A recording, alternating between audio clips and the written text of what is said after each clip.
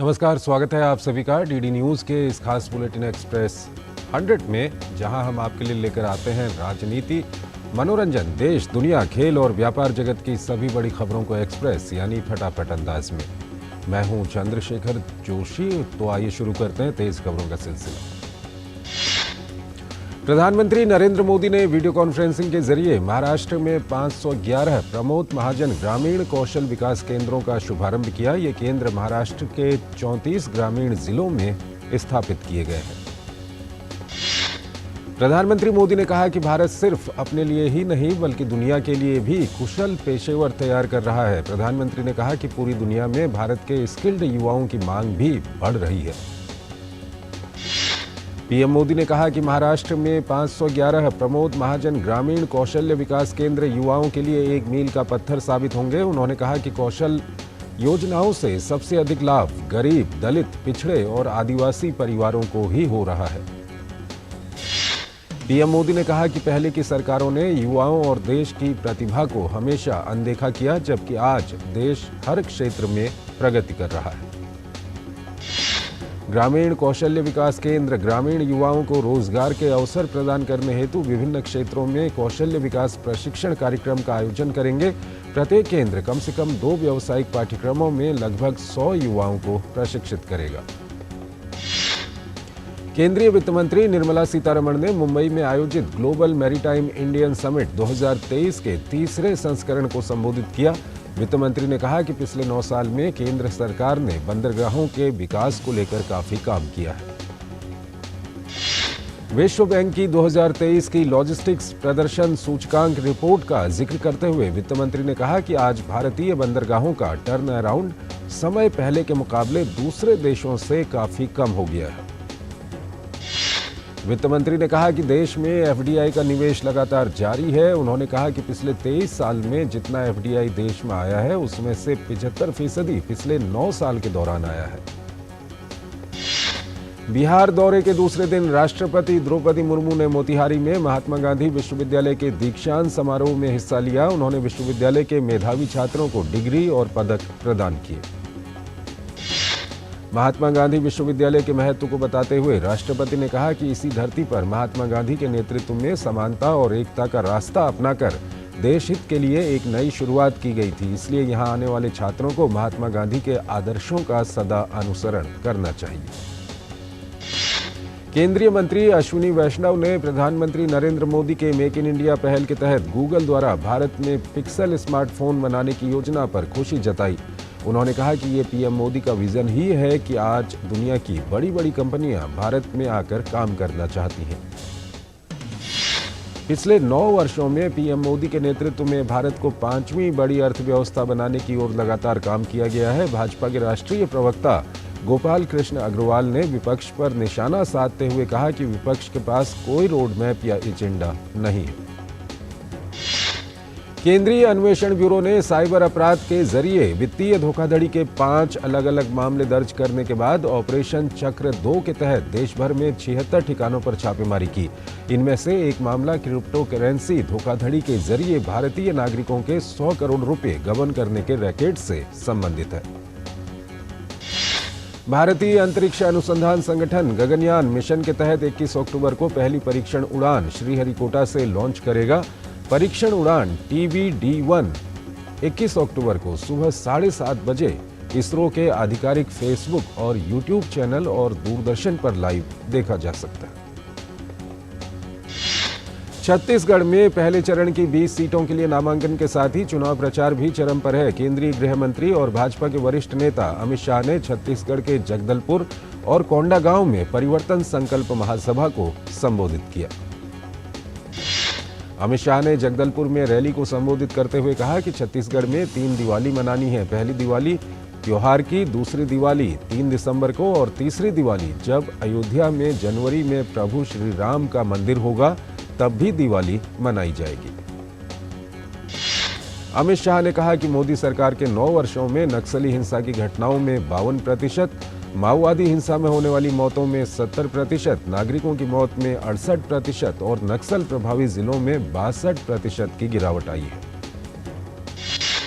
अमित शाह ने छत्तीसगढ़ में कांग्रेस के नेतृत्व वाली भूपेश बघेल सरकार पर नक्सलवाद को बढ़ावा देने का आरोप लगाया और बस्तर की जनता से वादा किया कि भाजपा की सरकार बनने पर राज्य को नक्सल समस्या से मुक्त कर दिया जाएगा।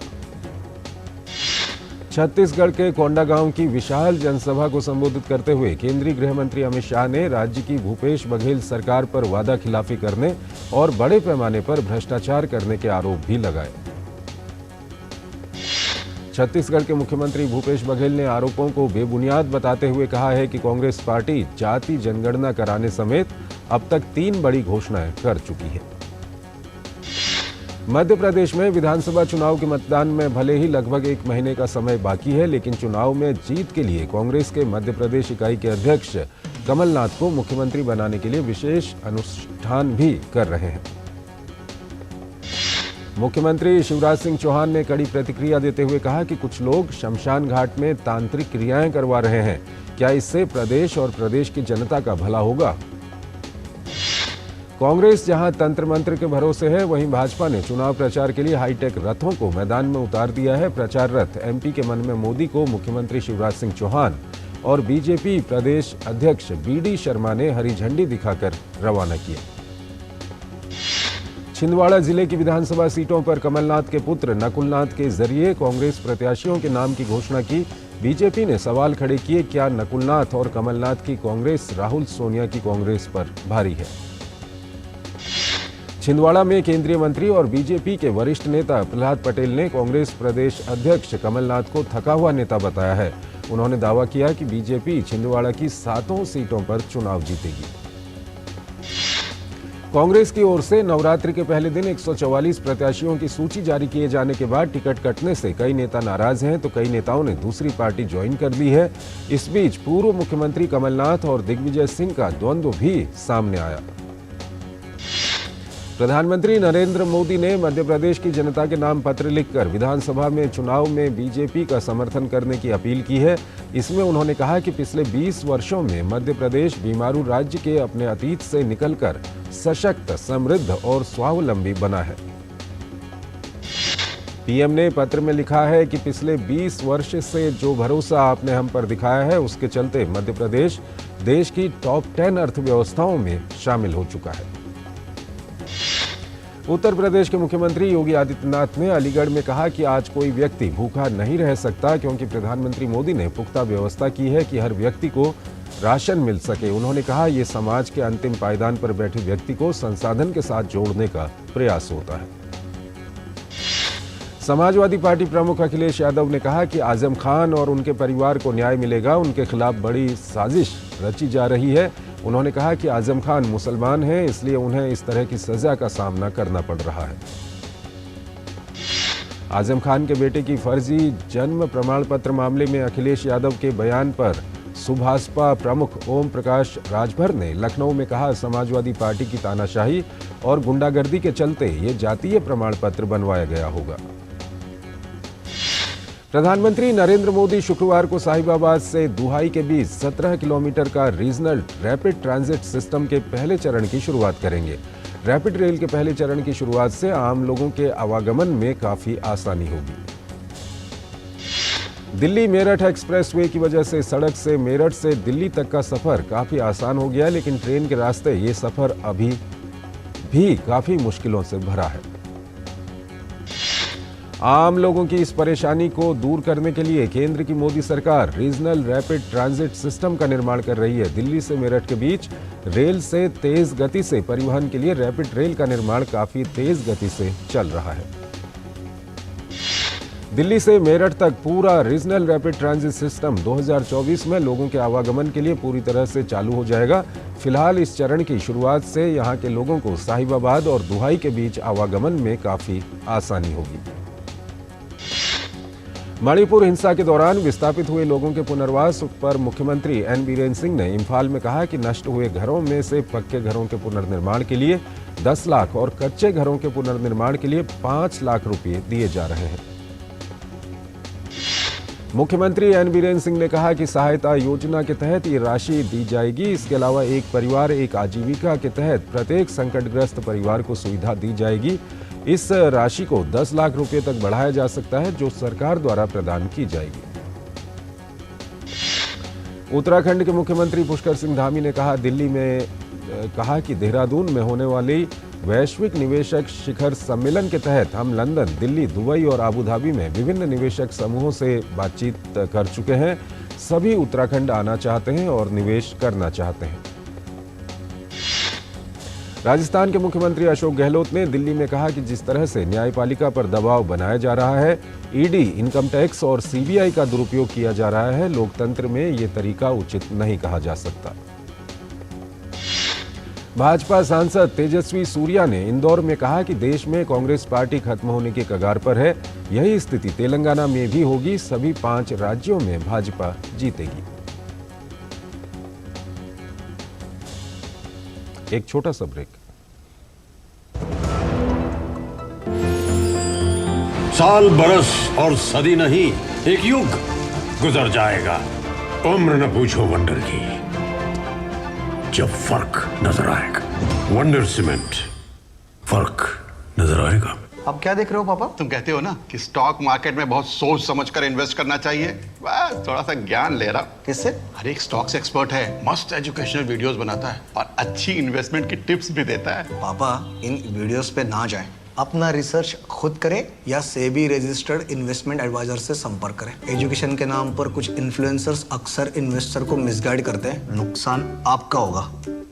सोच कर, समझ कर, इन्वेस्ट कर। स्वागत है आपका ब्रेक के बाद, और आइए अब खबरों के सिलसिले को आगे बढ़ाते हैं। मध्य प्रदेश के टीकमगढ़ से पूर्व विधायक और कांग्रेस प्रत्याशी यादवेंद्र सिंह बुंदेला के आवास पर आज असम और मध्य प्रदेश पुलिस ने छापेमारी की है। शुरुआती जानकारी में सामने आया है कि धोखाधड़ी के मामले में असम की एक अदालत के आदेश पर यह कार्रवाई की गई है। दिल्ली के कीर्ति नगर में एक फर्नीचर की दुकान में आग लग गई। दमकल की करीब 17 गाड़ियों की मदद से आग पर काबू पाया गया। राजधानी दिल्ली के गांधीनगर मार्केट में एसी कंप्रेसर गोदाम में अचानक आग लग गई। आग पर काबू पाने के लिए फायर टेंडर को बुलाया गया। पाइप की सहायता से आग को बुझाया गया।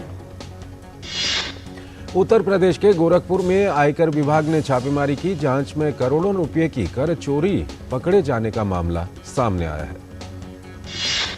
System of air quality and weather forecasting and research SAFAR के मुताबिक दिल्ली में एयर क्वालिटी इंडेक्स AQI मध्यम श्रेणी में है। मुरादाबाद में डेंगू बुखार का प्रकोप दिन प्रतिदिन बढ़ता जा रहा है। इसी क्रम में बुधवार को बुखार से पीड़ित 14 और मरीजों के डेंगू से संक्रमित होने की पुष्टि हुई। अब तक डेंगू पॉजिटिव मिले लोगों का आंकड़ा 1034 पर पहुंच गया है। नवरात्रि के 5वें दिन मां दुर्गा के स्कंद माता के रूप में विशेष पूजा अर्चना की गई। आज 5वां दिन है। दिल्ली के प्रसिद्ध झंडेवालान मंदिर में सुबह ही भक्तों की भीड़ लग गई थी। नवरात्रा के मौके पर मुंबई के मुंबा देवी मंदिर में सुबह विशेष आरती की गई। आज देवी मां के 5वें स्वरूप स्कंद माता की आराधना का दिन है।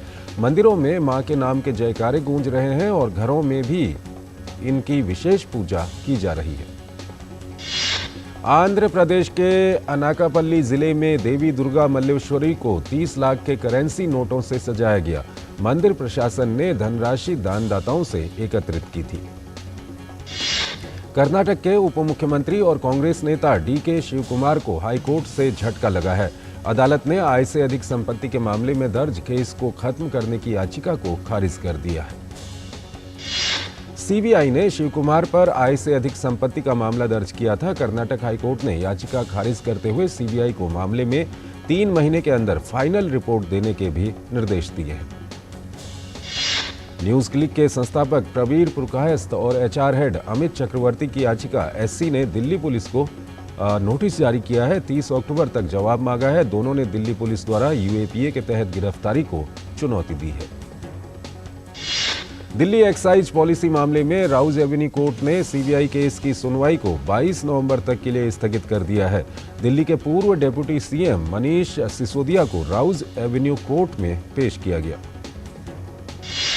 आम आदमी पार्टी के नेता संजय सिंह की याचिका पर दिल्ली हाईकोर्ट ने अपना फैसला सुरक्षित रख लिया है। सुनवाई के दौरान प्रवर्तन निदेशालय की ओर से एएसजी एसवी राजू ने मनी लॉन्ड्रिंग केस में गिरफ्तारी को चुनौती देने वाली संजय सिंह की याचिका का विरोध किया।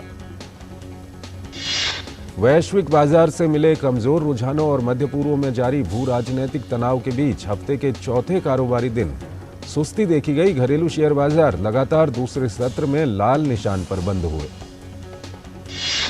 आज के कारोबार में सेंसेक्स 248 अंक कमजोर हुआ, वहीं निफ्टी में भी 46 अंकों की गिरावट दर्ज की गई।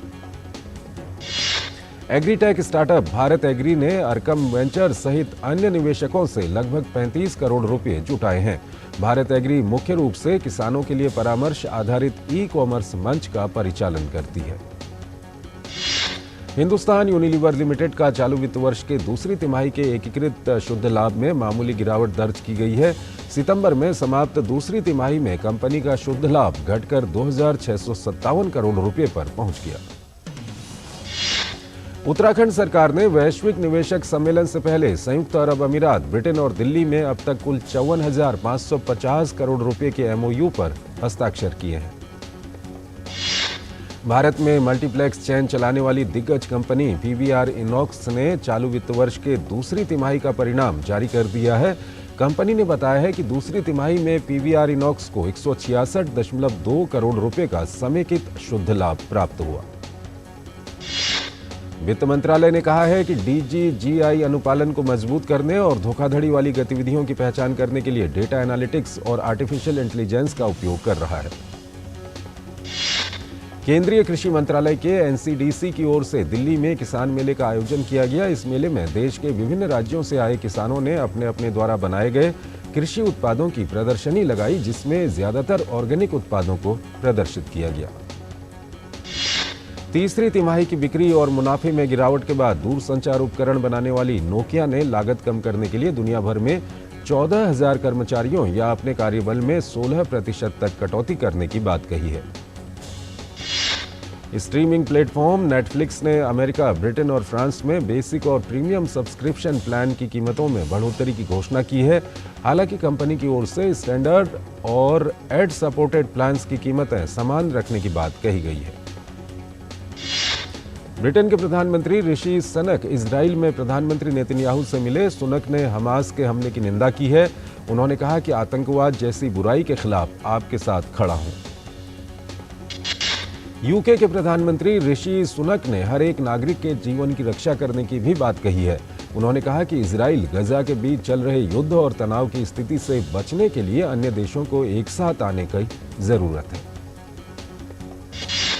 इजराइल और हमास के बीच युद्ध के 13वें दिन भी तनाव कम होने का नाम नहीं ले रहा है। इजराइल ने जमीनी आक्रमण की तैयारी के तहत गजा सीमा पर सैकड़ों टैंक और सैनिक तैनात किए हैं।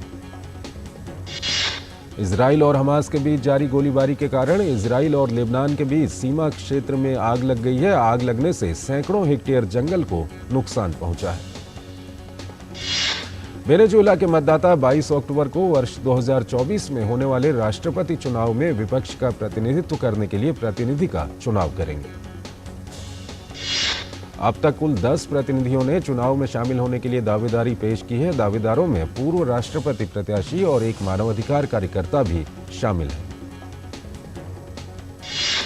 स्पेनिश पुलिस ने पालतू पशुओं की तस्करी को रोकने के लिए एक छापेमारी अभियान चलाया, जिसमें लगभग 400 बेजुबान पशुओं को बचाया गया।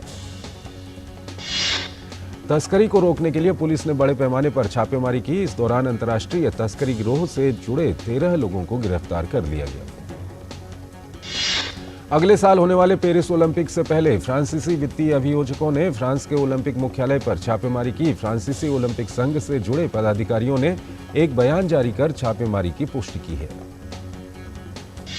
यूरोपीय संघ की संसद ने पिछले साल पुलिस हिरासत में मारी गई ईरानी महिला महसा अमीनी को ईरान के अंदर महिलाओं की स्वतंत्रता के लिए आवाज बुलंद करने के लिए प्रतिष्ठित सखारोव फ्रीडम पुरस्कार से सम्मानित किया है। रूसी विदेश मंत्री सर्गेई लावरोव ने उत्तर कोरियाई नेता किम जोंग उन से मुलाकात की है। रूस के विदेश मंत्रालय की ओर से जारी एक बयान में इस बात की पुष्टि की गई है।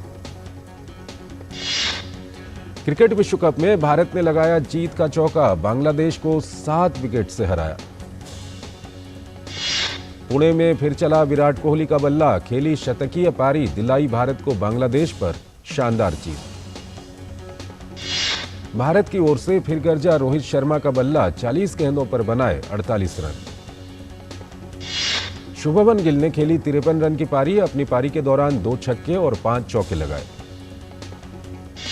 भारत बांग्लादेश मैच के दौरान भारतीय टीम को लगा बड़ा झटका, हार्दिक पांड्या के पैर में आई चोट, स्कैन के बाद मालूम होगा कितना गंभीर है चोट। एक छोटा सा ब्रेक। साल बरस और सदी नहीं, एक युग गुजर जाएगा। उम्र न पूछो वंडर की, जब फर्क नजर आएगा।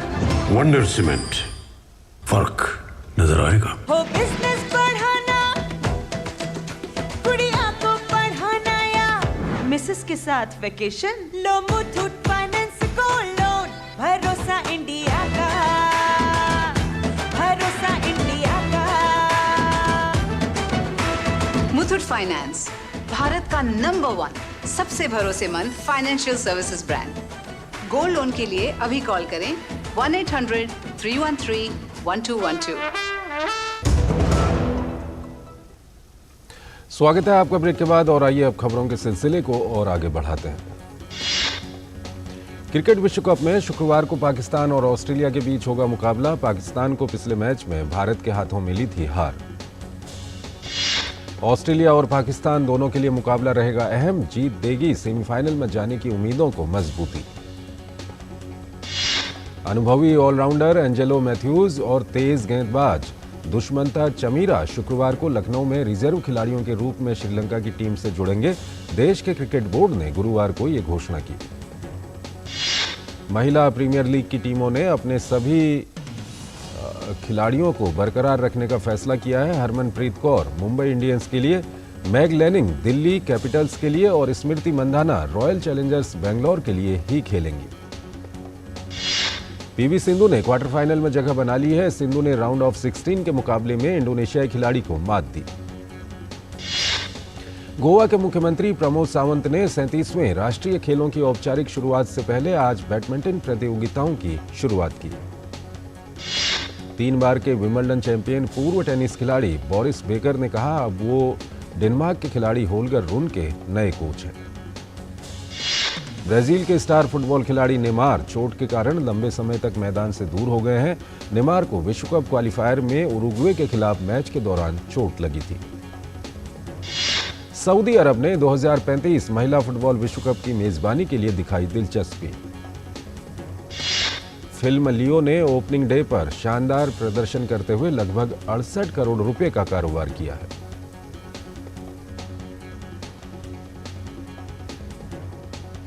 एक और छोटा सा ब्रेक।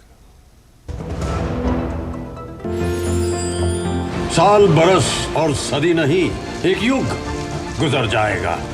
उम्र न पूछो वंडर की, जब फर्क नजर आएगा। वंडर सीमेंट, फर्क नजर आएगा। स्वागत है आपका ब्रेक के बाद, और आइए आगे बढ़ते हैं। फिल्म द केरल स्टोरी की सफलता के बाद निर्माता विपुल शाह और निर्देशक सुदीप्तो सेन ने एक बार फिर हाथ मिलाया है। दोनों ने फिल्म बस्तर के लिए साथ आने का ऐलान किया है। आशुतोष राणा और टिया वाजपेयी की फिल्म लकीरें का ट्रेलर लॉन्च हो गया है। उत्तर प्रदेश की राज्यपाल आनंदीबेन पटेल ने एक कार्यक्रम में फिल्म ट्रेलर को लॉन्च किया। मशहूर गायक अरिजीत सिंह ने सलमान खान की फिल्म टाइगर 3 के लिए एक गाने की रिकॉर्डिंग की है। ये पहली बार है जब अरिजीत ने सलमान के लिए किसी गीत को गाया है। अभिनेता टाइगर श्रॉफ जल्द ही मशहूर निर्देशक रोहित शेट्टी की फिल्म सिंघम अगेन में पुलिस के किरदार में नजर आएंगे। टाइगर श्रॉफ और कीर्ति सेनन फिल्म गणपत के प्रमोशन के लिए दिल्ली और कलकत्ता पहुंचे। प्रमोशन के दौरान दोनों ही कलाकार अपने प्रशंसकों के साथ मस्ती करते नजर आए। फिल्म घोस्ट को सेंसर बोर्ड से यूए सर्टिफिकेट मिला है। फिल्म निर्माताओं ने आधिकारिक बयान जारी कर इसकी जानकारी दी। अभिनेत्री शिल्पा शेट्टी के पति और उद्योगपति राज कुंद्रा की मोस्ट अवेटेड बायोपिक UT69 का ट्रेलर लॉन्च हो गया है। इस बायोपिक में खुद राज कुंद्रा मुख्य भूमिका में नजर आएंगे।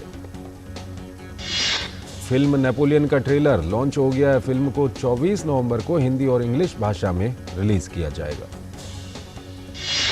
अभिनेता रवि तेजा की बहुप्रतीक्षित फिल्म टाइगर नागेश्वर राव को सेंसर बोर्ड की ओर से यूए सर्टिफिकेट दिया गया है। फिल्म 20 अक्टूबर को रिलीज होगी।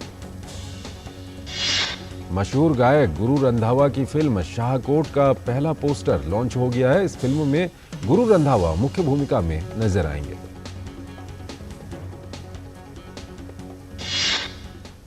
तो इस बुलेटिन में फिलहाल इतना ही। आप बने रहिए DD न्यूज के साथ। नमस्कार।